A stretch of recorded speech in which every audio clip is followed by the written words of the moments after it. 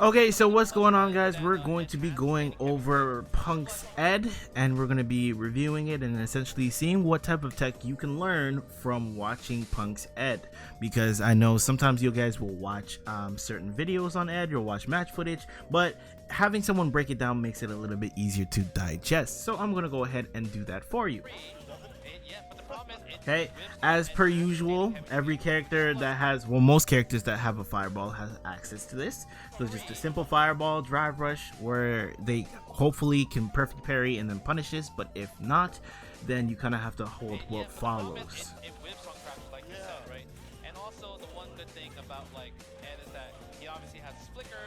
And he got hit, blocked the overhead, got the punish, but didn't use any meter behind it, puts him in the corner. Notices that he does have a little bit less drive gauge, which means he has to be a little bit more mindful of the options that he chooses. Naturally, this also means that Dual Kevin can no longer use button drive rush, so he has to be a little bit more mindful. He might go for a little bit more light sandblaster, maybe to bait out some of his drive gauge, or he might just decide to chill and try to whiff punish something into a small confirm. So what I did notice about Ed's gameplay is that people generally stay really pretty far out from your opponent. I'm gonna turn on the volume a little bit here. They stay a little bit further out from their opponent. This is namely because further than most characters would. Let me be specific here. Now the reason is because a lot of his kick moves, predominantly his medium kick moves, crouch medium kicks and a medium kick, these moves are very good for whiff punishing from long distances, on top of which he has medium flicker, psycho flicker, and light psycho flicker that allow him to check the space really well, with Luke being able to do very little to nothing about it. Right? If he tries to throw out a sandblaster, it's fine, it'll trade, but it won't get him anything. Like that range right here, you might, exactly what I'm talking about. See what I'm saying? You'll stand outside the range, he'll stand out purposely further out than most characters, so that if you decide to stick something out, you get whiff punished. And then now he might do level 1. No, he didn't do level 1. It's okay. So you want to stand a little bit further out just so that you can abuse the normals and specials that you have, and especially even with Luke's crouch and medium punch being so good. And yes, even though there was a patch, his buttons are still really good, if you didn't know.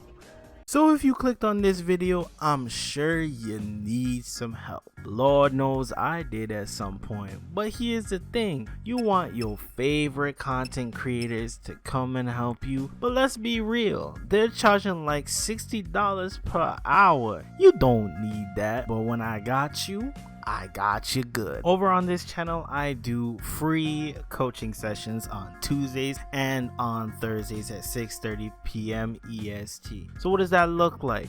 I essentially go over your matches. I give you tools so that you can succeed the next time you open up rank. So once again, join my Discord. Wait till I'm live either on Tuesdays or on Thursdays, 6:30 p.m. EST. Be there or be square. And yeah, I'm not your favorite pro, but I'm available. Those pros are not available. So once again, join the live, get better, and I'll help you improve. Back to the video.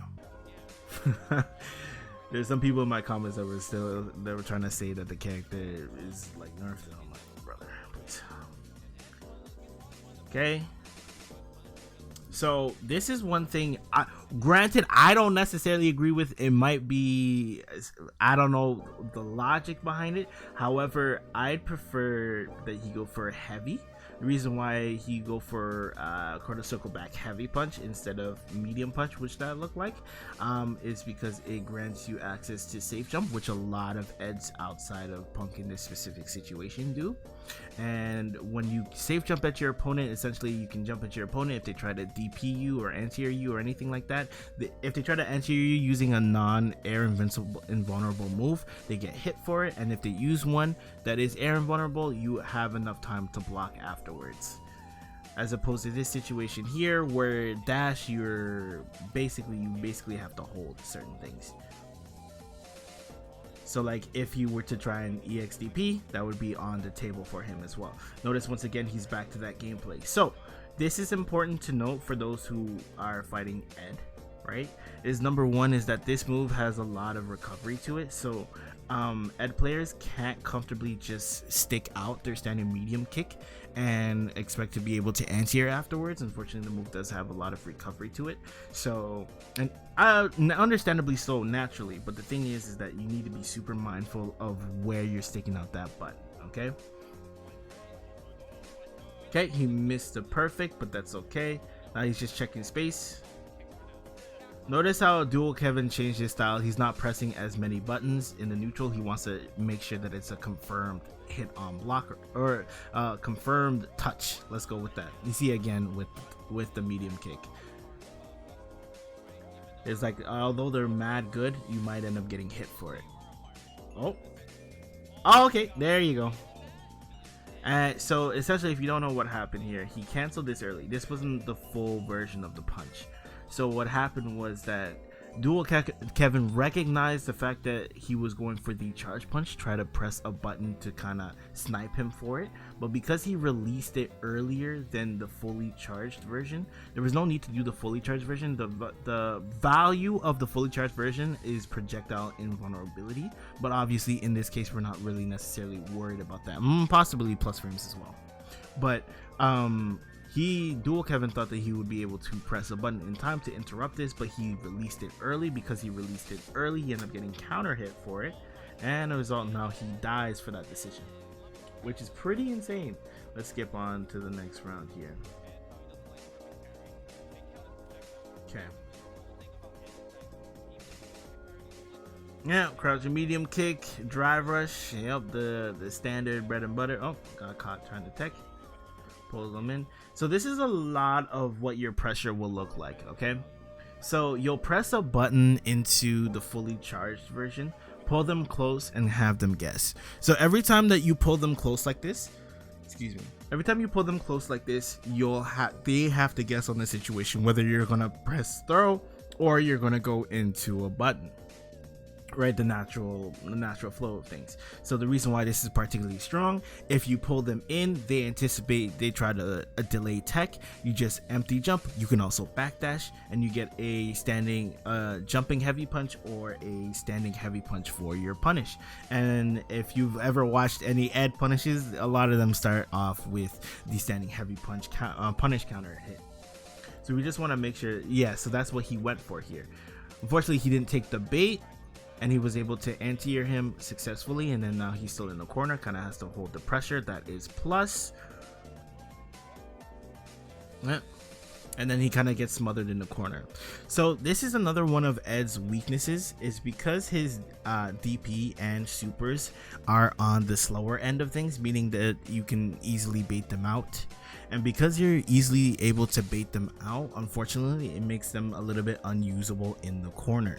And when you're dealing with pressure in the corner, sure, you can try and hold up, and sure, you can try to perfect parry. But again, even trying to parry is a risk, because if you get throw countered, punish countered, you're losing like a lot of drive gauge. Not so much the health damage, but more so the drive gauge is the more important part.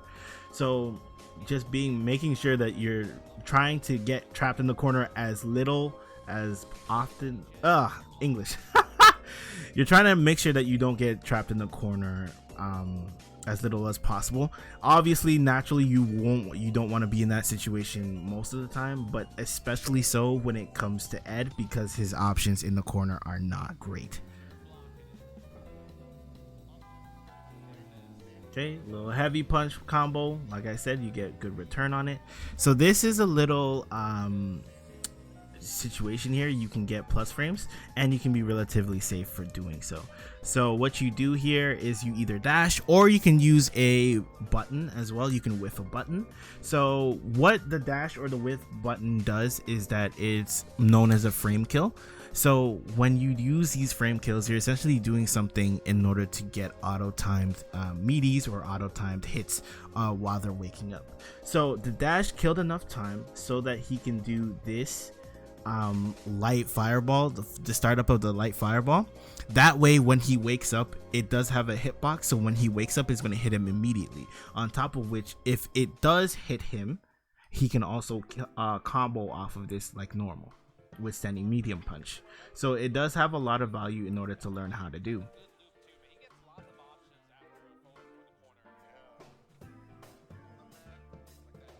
Okay, blocking out the situation, just your standard Street Fighter, low forward drive rush into throw.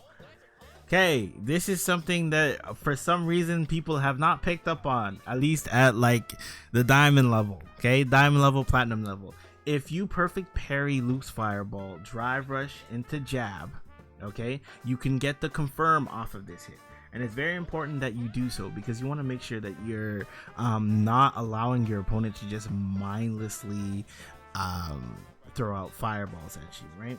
But this is something that you do need to be warned about, is that if you do decide to go for it, it still is under perfect parry scaling. So you want to make sure that unless you're killing, you don't want to put too many resources behind that decision. So once again, you just gotta he tried to play the game. He's playing the spacing game, wants to keep him a little bit out. Dual Kevin is trying to force a certain range so that he can play a little bit closer, and he doesn't have to deal with descending medium kicks at their max range.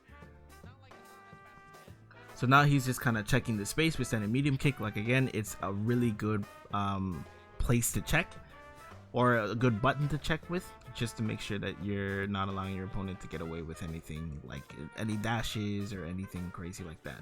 And anytime you stick out a button too far out, there's always a button waiting for you. You see what I'm saying? There's always a button waiting for you. It's why it makes approaching Ed from the ground particularly difficult, unless you have good normals. If you have stubbier normals, you're gonna have to deal with it. It's a little bit harder to deal with. And for all intents and purposes, really like take in the fact that we're dealing with Luke, and Luke has pretty good to decent normals, and even then there's still struggling going on when it comes to trying to fight his normals back and forth. It's really difficult for him to do so. But with that being said, let's go on to this next game and see what happens. So now he's kind of forced to throw out like heavy normals, while Punk is still able to just throw out mediums. Granted, he did throw out a heavy punch there. Okay, anti-air, you get your rival situation. He tried a perfect parry, it was a fail. But the thing about this is something that I want to note, and I want you guys to really take in. Okay, watch what happens when Luke whiffs the parry. Okay, watch what happens. Okay, he just whiffed the parry. Watch his drive gauge. What happens when you whiff a drive? You see how long? Now it's starting to go back. It's something that you need to consider when you're using your using parry, is that when baiting out your opponent, you can stop them from having the drive gauge growth by simply just baiting them into an unsuccessful parry. Okay, charge punch, get out the situation, even if he technically wasn't plus here. So technically he wasn't plus here. This is more match unfamiliarity. He's not sure if he's plus or not, so he decided not to press anything. It's better to not get hit and just kind of wait, but this is more unfamiliarity. But with that being said, the reason why this is particularly good is because it gets him out the corner. However, if your opponent is aware of this and tries to DI you, you are susceptible to DI, provided that you don't try and cancel. Naturally, Punk was not thinking about this option, so it kind of worked out. Okay, again, just keeping that space. You see how it's a little bit further out than where most characters like to play. The reason, it's a very simple reason, is because the buttons are so good. You can stand out there and wait for them to whiff something, and then once they whiff something, you just go for it. That's pretty much it. And the best thing about it is that you can still go for light. You can go for light psycho flicker, and then kind of just protect the space so easily, and it's insane. And you don't have to play close. And you see how hard Dual Kevin has to force the situation. And unfortunately, when you force the situation, you put yourself in disadvantage, right? There he took his frames, right? The first time he did it, he got away with it. But now the second time he made an adjustment, realized he's not plus, and took his turn. Like I said, even for people at the caliber of Punk, they all struggle against dealing with corner pressure as Ed. It's very difficult to deal with because you don't have the option of DP. Okay, let me be specific. Because you don't have a strong DP to rely upon, it makes people feel more confident, and it makes you feel a little bit less sure about deciding to DP or not, because you never really know depending on the situation.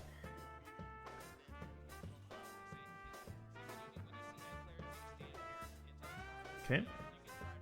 Again, just standing at that range further out, you try and just sandblast like an idiot. Well, like it wasn't an idiotic sandblast, but if you go for a sandblaster a little bit too haphazardly, you'll get drive rushed, perfect parry drive rushed, right? Unfortunately, it didn't work out, but even if it doesn't work out, you still get the plus frames, which is really important regardless. Yeah, pull him in, have to guess. He didn't guess throw, so now I would wager that he's going to use throw a little bit, because there's been 2 or 3 times where he's fully charged the psycho flicker. Oh no, son. Oh my goodness, that's dead. Yeah. Oh, this character's damage output, bro, it needs adjusting. Okay, using drive reversal to get them off of you. See, notice how he's not falling for it anymore. It was more character unfamiliarity, but now that he knows that he can't get away with that for free, he has to fully charge it. He's now taking his turn afterwards.